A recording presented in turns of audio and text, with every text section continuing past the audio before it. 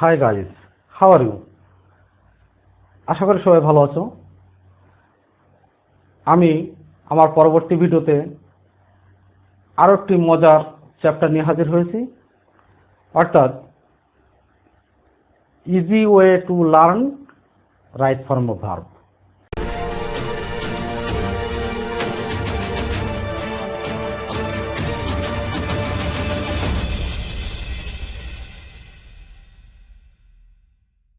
Right form of verb শেখার সহজ কৌশল। আমরা আগের ভিডিওতে দেখছি যেসব ক্ষেত্রে ভার্বের সাথে আইএনজি যোগ হয়। আমরা রাইট ফর্ম অফ ভার্বের পার্ট 2-তে দেখব যেসব ক্ষেত্রে ভার্বটি প্রেজেন্ট ফর্ম হয়, অর্থাৎ ব্র্যাকেটে যে ভার্বটি থাকে ভার্বটি অপরিবর্তিত অবস্থায় থাকে।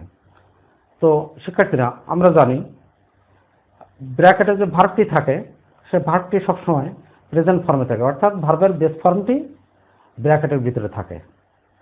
তাহলে আমরা যখন ব্র্যাকেটের ভিতরে কোনো ভার্ব দেখি তখন পরীক্ষার হলে কিন্তু চিন্তা করি ভার্বটি কোনো জায়গায় না কোনো জায়গায় পরিবর্তন হবে, কিন্তু আসলে সব ক্ষেত্রে কিন্তু ভার্বের পরিবর্তন হবে না। যেসব ক্ষেত্রে পরিবর্তন হবে না আমরা সেই রুলগুলো আজকে দেখব। চলো, রুল 1, ভার্বের পূর্বে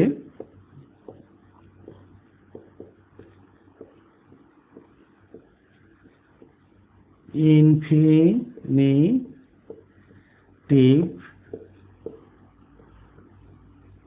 টু থাকলে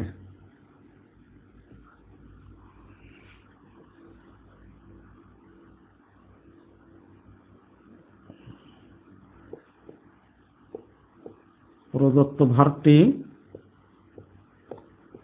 অপরিবর্তিত থাকবে।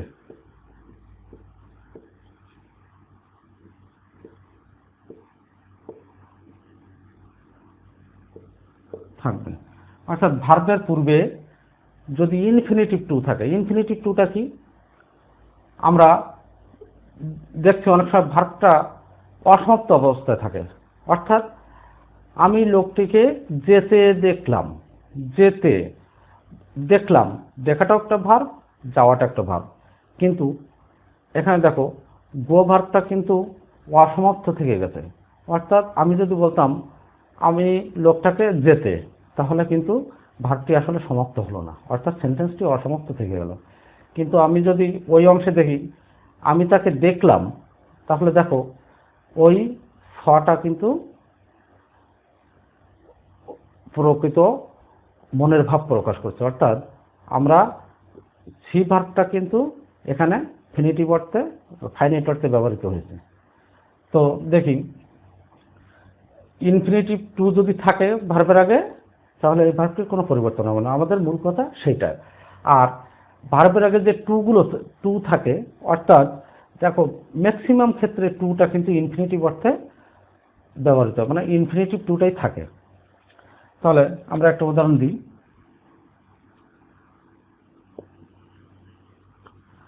I saw the man to go to the market.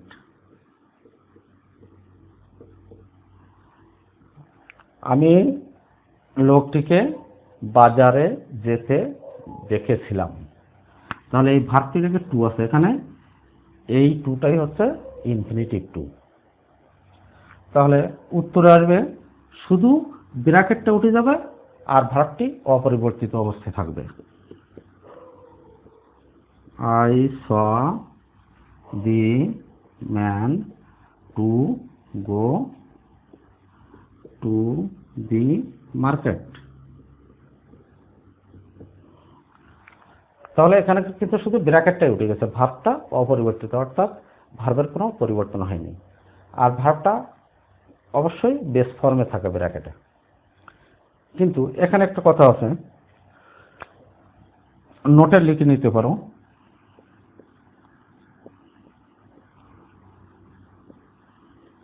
কিন্তু উইথ এ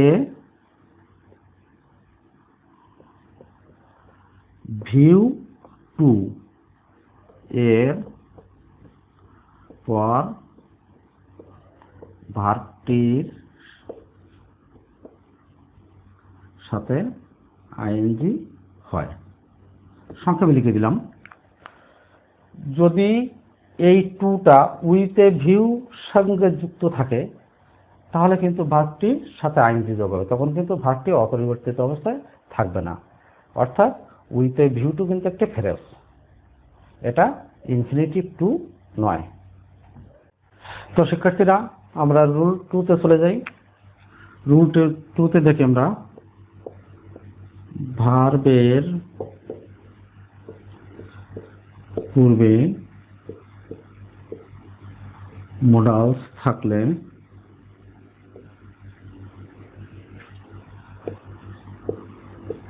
প্রদত্ত ভার্বটি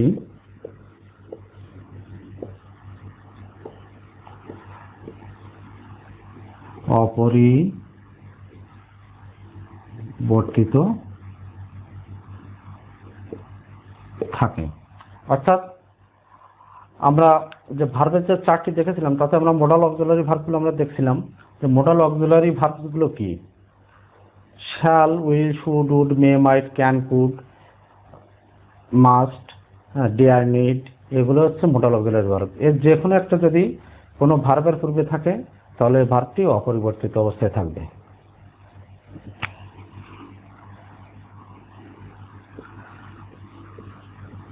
I shall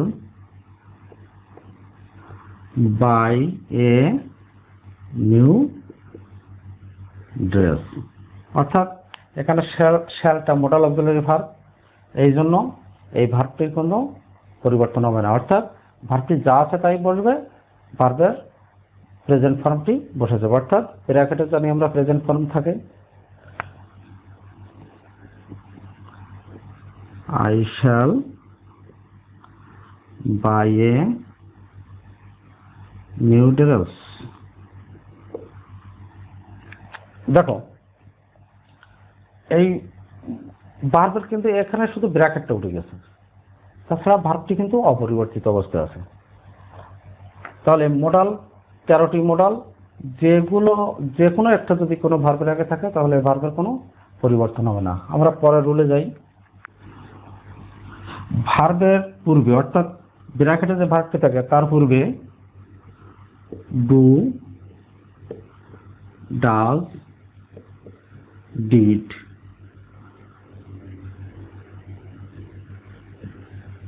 এবং এর সাথে নট ও থাকতে পারে।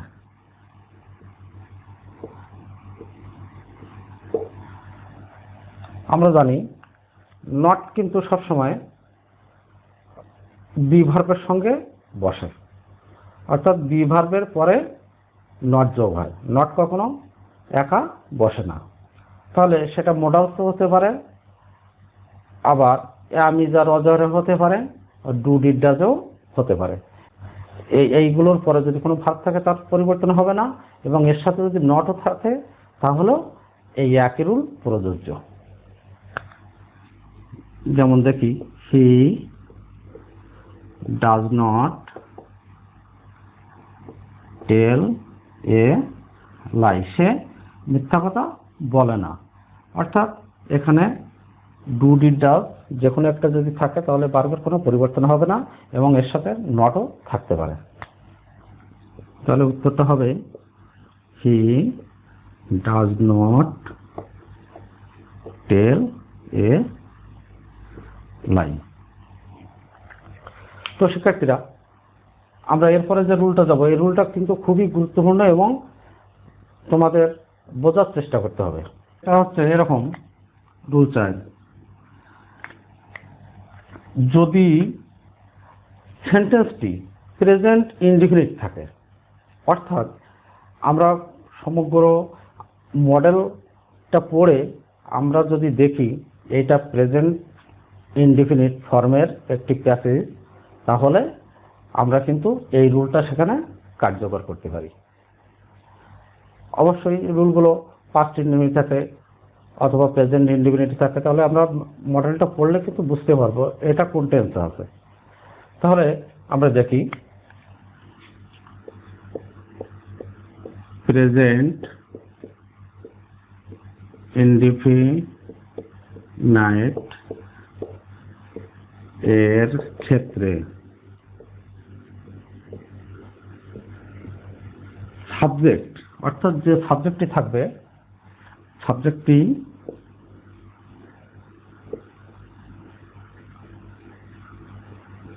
ফার্স্ট পারসন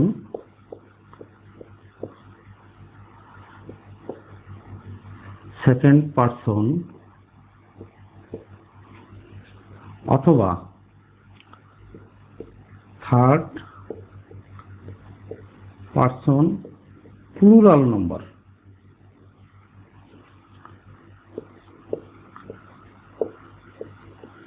নম্বর হলে ভার্বটি অপরিবর্তিত থাকবে, অপরিবর্তিত থাকবে। আর একটু দেখি প্রেজেন্ট ইনডিফিনিট টেন্সের ক্ষেত্রে, শুধুমাত্র প্রেজেন্ট ইনডিফিনিটের ক্ষেত্রে সাবজেক্টটি ফার্স্ট পারসন। ফার্স্ট পারসন কি আমরা জানি, ফার্স্ট পারসন আছে I, we, second person you, your. এগুলো যদি সাবজেক্ট হিসেবে থাকে প্রেজেন্ট ইনডিফিনিটের ক্ষেত্রে, আর থার্ড পারসন অর্থাৎ আই, উই, ইউ, ইউর, এই কয়টা বাদে আর পৃথিবীতে যা কিছু আছে সবই থার্ড পারসন। তো থার্ড পারসন যদি প্লুরাল নাম্বার হয়, অর্থাৎ থার্ড পারসনটা যদি বহুবচন হয়, তাহলে কিন্তু ভার্বটির কোনো পরিবর্তন হবে না। অর্থাৎ দেখো আমরা জানি থার্ড পারসন প্লুরাল নাম্বার, মনে করো সাম ক্যাট, আমরা জানি শুধু ক্যাটটা থার্ড পারসন, ক্যাটটা থার্ড পারসন অর্থাৎ বিড়াল, নিম্ন শ্রেণীর প্রাণী, থার্ড পারসন। কিন্তু যখন সাম ক্যাটস হলো তখন কিন্তু এটা প্লুরাল হয়ে গেল, থার্ড পারসন কিন্তু প্লুরাল নাম্বার হয়ে গেল। তাহলে প্লুরাল নাম্বার যদি হয় তখন কিন্তু ভার্বের পরিবর্তন হবে না, অর্থাৎ ভার্বটি অপরিবর্তিত থাকবে। আমরা দেখি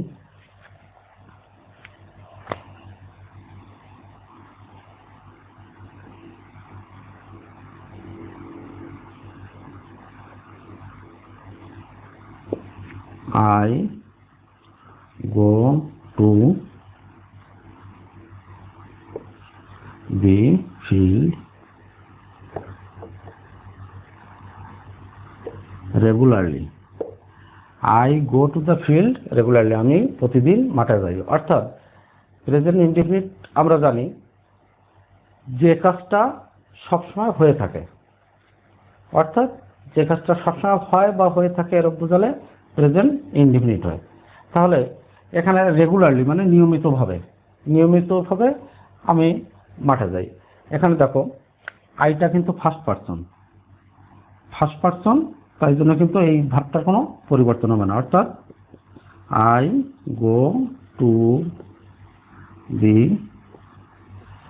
ফিল্ড রেগুলারলি।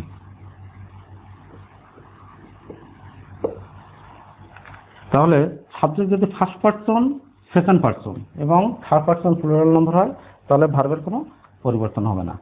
আইটা ফার্স্ট পারসন, তাই জন্য কিন্তু ভার্বের কোনো পরিবর্তন হয়নি। আমরা একটা থার্ড পারসন দিয়ে একটা উদাহরণ দিই।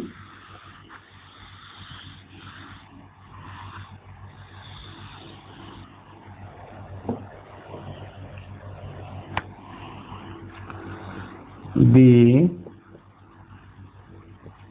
students play in the field daily. ছাত্রছাত্রীরা প্রত্যেকদিন মাঠে খেলা করে। দেখো এখানে দি স্টুডেন্ট, আমি জানি দি স্টুডেন্ট থার্ড পারসন, কিন্তু যখন নাউন প্রোনাউনের শেষে এস বা ইয়েস যোগ হয় তখন কিন্তু সেই নাউনটা বা প্রোনাউনটা প্লুরাল হয়ে যায়। তো দি স্টুডেন্টস এখানে থার্ড পারসন প্লুরাল নাম্বার, তাই জন্য কিন্তু এই ভার্বটির কোনো পরিবর্তন হবে না, যেহেতু এটা present indefinite tense. Present indefinite tense আমরা বুঝলাম কি করে, এখানে ডেইলি অর্থাৎ নিয়মিত যে কাজটি হয় বা প্রতিদিন যে কাজটি হয় সেটা কিন্তু প্রেজেন্ট ইনডিফিনিট টেন্সের হয়। তো শিক্ষার্থী বন্ধুরা, তোমরা নিশ্চয়ই বুঝতে পারছো যে কোন কোন জায়গায় ভার্বের পরিবর্তন হবে না। অর্থাৎ ভার্বটির বেস ফর্ম, ব্র্যাকেটের যে ফর্মটি থাকে সেটাই আমরা জানি ভার্বের বেস ফর্ম অর্থাৎ প্রেজেন্ট ফর্ম। তো এই সব ক্ষেত্রে কিন্তু ভার্বটির পরিবর্তন হয় না। ধন্যবাদ সবাইকে।